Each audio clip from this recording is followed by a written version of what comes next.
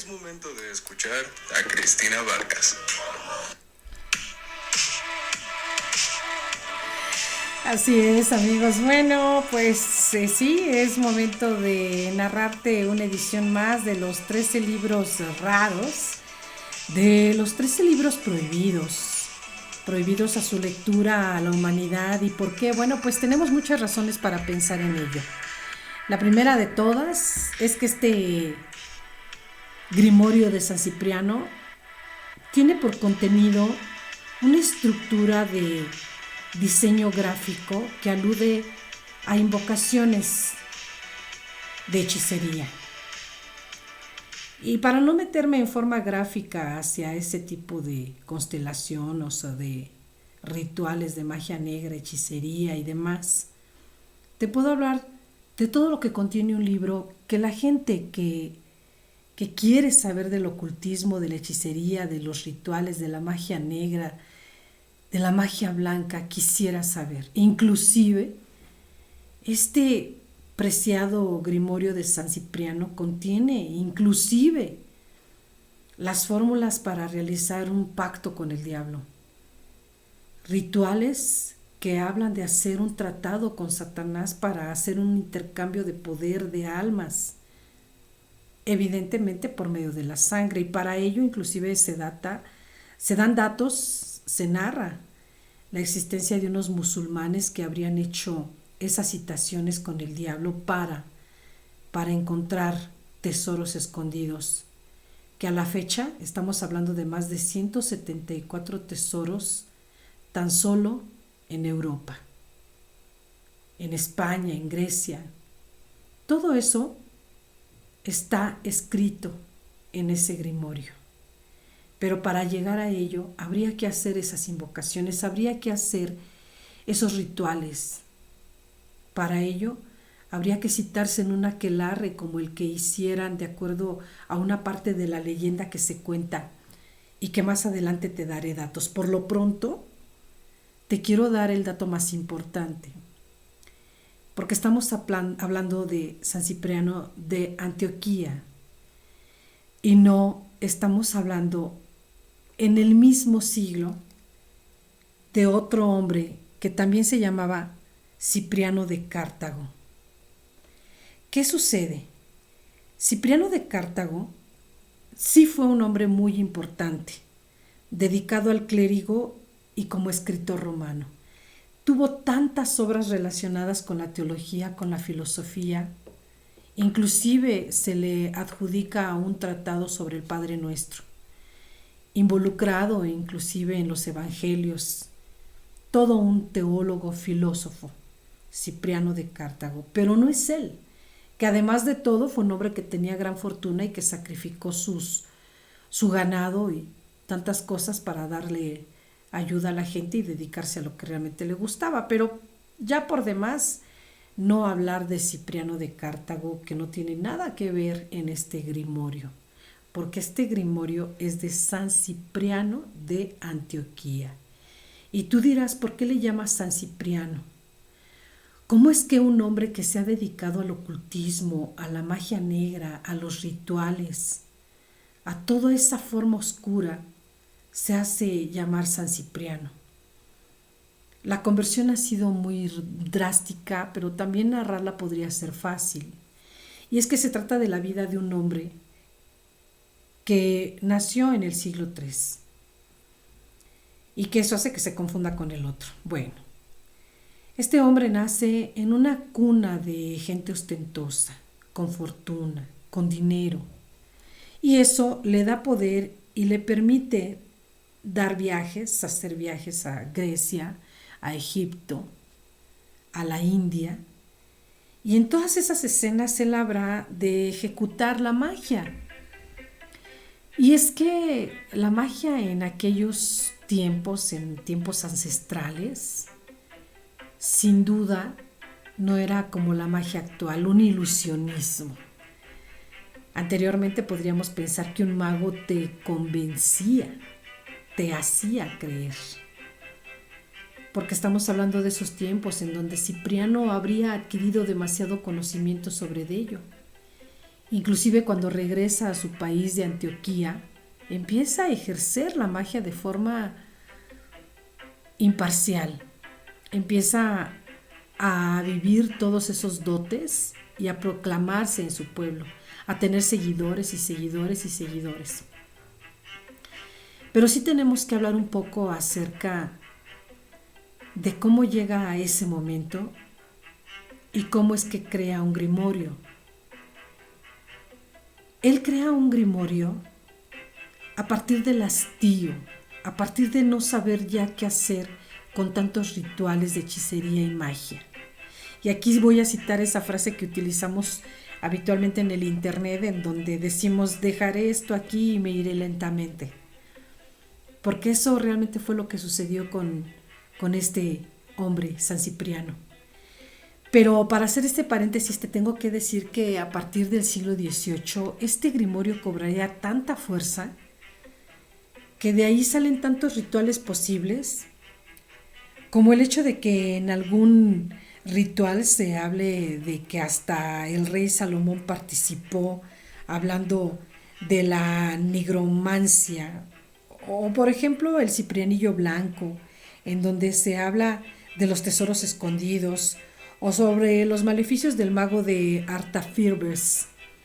O también, ¿por qué no reconocer que dentro de todos estos ciprianillos, como le llamaron ellos, hubo un ciprianillo para los religiosos? Sí, y es de burlarse porque este ciprianillo, que es un derivado, recordemos y te vuelvo a mencionar que a partir del siglo XVIII esto se esparce de una forma inminente. Y entonces habrá impostores que escriban acerca del grimorio de San Cipriano, como inclusive un escrito que se hizo hablando de los tesoros, de los religiosos, de la muerte y sobre todo de los secretos del infierno.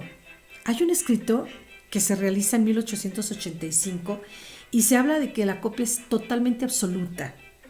En 1885, Bernardo Barreiro de Vázquez Varela publica el libro de San Cipriano en su modalidad de magia negra, pero alguien publica entonces Los secretos del infierno, un libro titulado así, Los secretos del infierno, en donde el emperador Lucifer y su ministro Lucífugo Rofoquel están mancomunados para la Rambla de Cataluña. Pero el libro de los secretos del infierno es exactamente igual al grimorio de San Cipriano, así de fuertes las copias.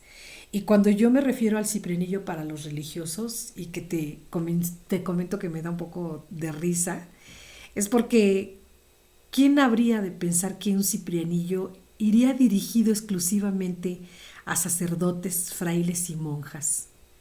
¿Cómo puede ser que a principios del siglo XIX se haya editado este ciprianillo exclusivamente a ellos, con la idea de que algunas frases tengan beneficio para los feligreses, decían ellos, para curarlos del mal de ojo, para protegerlos de la adivinación, de la cartomancia, de la astrología, según el argumento de los sacerdotes, frailes y monjas? Así es como creció este gran grimorio. ¿Cómo es que se convierte en el millonario de San Ciprián, o en la edición de la Rabina Veneciana, o en los secretos del infierno? Pues es la forma en la que ha crecido tanto este grimorio, que empieza a proclamar su existencia por todos lados. Pero nos vamos a regresar a la vida de este hombre, de Cipriano, que cumple 30 años y es todo un maestro de la magia, del ocultismo. Y ahí decían que Cipriano habría de estar cansado, hastiado. Y entonces en algún momento lo que hace San Cipriano es preguntarle a los propios demonios: ¿habrá una mujer para mí? ¿Habrá una mujer?, le pregunta el propio Cipriano a los demonios. Bueno, pues por ahí platican que durante su juventud Cipriano pudo haber sido iniciado en los misterios de Mitra o tal vez pudo haber llegado a otros lugares como a los misterios eleusinos. Inclusive estuvo proclamándose con instrucciones de astrología y numerología, llegando a Alejandría con sus conocimientos, es decir, de Alejandría a Salamanca y a cualquier parte del mundo, pero siempre regresaba a Antioquía. Al cumplir los 30 años, la leyenda cuenta que un día se le acercó un joven llamado Agladio o Ágladas, y este joven le preguntó por su vida personal. Le solicitó concederle el amor de una joven hermosa y virgen llamada Justina. ¿Cómo? Claro, Justina existía, pero sería el amor de Cipriano. Este hombre en realidad se le aparecería y le daría ese dote, enamorarse de una mujer llamada Justina. Sería hija de Edesio y Cledonia. Y realmente eso que toda su vida de San Cipriano cambiara, porque a partir de Justina empieza él a dosificar su mente y a sentirse libre de tanta hechicería, de tanta magia. Inclusive platican que la familia de Justina es la que lo induce de alguna forma a conocer del catolicismo, de la fe en Dios. Y es que Cipriano estaba fastidiado de lo que había vivido, porque en algún momento, y ya cómplice de Justina, la leyenda platica que se fueron a vivir a una cueva y habrían presenciado sacrificios humanos. Había crecido tanto, se había proliferado tanto la magia de Cipriano, que la gente estaba ejecutando sacrificios en animales y en humanos. Ahí es cuando llega el hartazgo de Cipriano y ahí es donde toma la mano de Justina y empiezan a acercarse a la religión, a la fe en Dios, de alguna forma renunciando a todo ese pasado que lo estaba agobiando. Pero el mal tendría que aparecerse en algún momento, o su realidad lo tendría que alcanzar de nueva cuenta. Y sucede que en algún momento, cuando Cipriano ya está dedicado a la fe en Dios, habría un emperador que se acercaría de forma indirecta, digamos, porque este emperador Diocleciano todavía no ubicaba el paradero de Justina y de Cipriano cuando les habría de pedir algo extra. Y sí, ahí empieza la persecución. Mientras tanto, Cipriano y Justina habrían logrado todo su cometido. Habrían tenido tiempos felices, muy felices, pero no como pareja, simplemente como cómplices, porque es Justina la que lo lleva a ser primero un diácono y después crecería a ser un sacerdote y después crecería a llegar a ser el obispo de toda esa localidad. Y ya siendo el obispo, empieza la persecución aún de la mano de Justina. Empieza la persecución por parte del emperador Diocleciano, que le exige a Cipriano un sacrificio humano para tener fortuna, riqueza y fama. Por ahí se habla de que ofrecía sacrificios a Apolo en la ciudad de Nicomedia. Y es entonces cuando los consejeros le informan que Cipriano ya no se dedica a eso.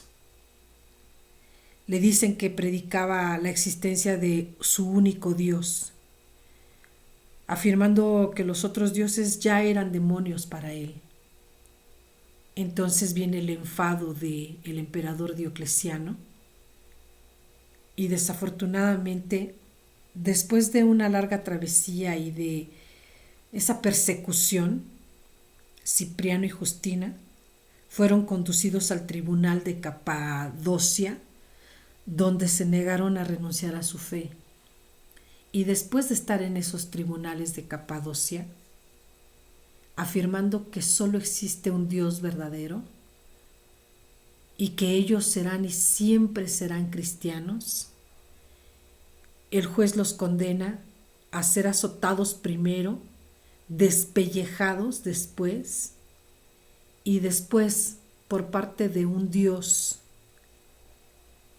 llamado Atanasio, convence al juez para que sean llevados a la muerte. Antes de que se consolidara ese momento, les hicieron arrojar una marmita con agua hirviendo. Según la leyenda, en esa ocasión no sufrieron quemaduras, debido pues al milagro de Dios y a lo que se estaban dedicando. Sucede que este hombre no perdona a Cipriano. Te estoy hablando del juez, o tal vez del otro, o tal vez del emperador. Pero Cipriano y Justina no son perdonados. Son enviados a Nicomedia para que el emperador decidiera la forma en la que tendrían que ser justiciados, llevados a la muerte. Y es en el año 304 cuando este emperador Diocleciano ordena que Cipriano y Justina sean decapitados a la orilla del río Galo. Dicen que en el momento de la ejecución, un cristiano llamado Teoctiso corrió a abrazar a Cipriano, a darle las gracias por lo que había hecho. Pero lamentablemente fue ejecutado también. A partir de ahí, todos los días, un grupo de cristianos trasladan el cuerpo de Cipriano para buscar un lugar donde depositar sus huesos. Al principio se dice que fueron trasladados a Roma. Después los llevaron al cuidado de una dama cristiana llamada Rufina. Al final, años después, los restos fueron llevados a la iglesia de San Juan de Letrán y yacen ahí los huesos de San Cipriano y Justina. ¿Podría ser todo esto lo que sucede y lo que emana una realidad? Pero también puede ser algo maravilloso, la conversión de un hombre que se ha dedicado al ocultismo, a la magia, a los rituales, pero que ha conseguido el perdón de la sociedad. Pero ahora se sabe, finalmente, que San Cipriano es venerado en todos lados. Y además de esa veneración y celebración litúrgica, empieza a aparecer la fiesta de San Cipriano, en donde toda la gente lo que busca al leer todos sus libros, que han sido ya derivaciones del original, lo que buscan es curarse de las brujerías, del mal de ojo, de los hechizos que les hacen otras personas. Así de poderoso el grimorio de San Cipriano. Y bueno, pues yo con esto me despido y obviamente te invito a que me escuches en el siguiente episodio, que hablará de los libros más raros y sobre todo de los libros prohibidos. Así que pues, muchísimas gracias y hasta la vista. Sigue disfrutando del programa y no te olvides de seguir a Cristina en sus redes sociales como Cristina Vargas Radio Host.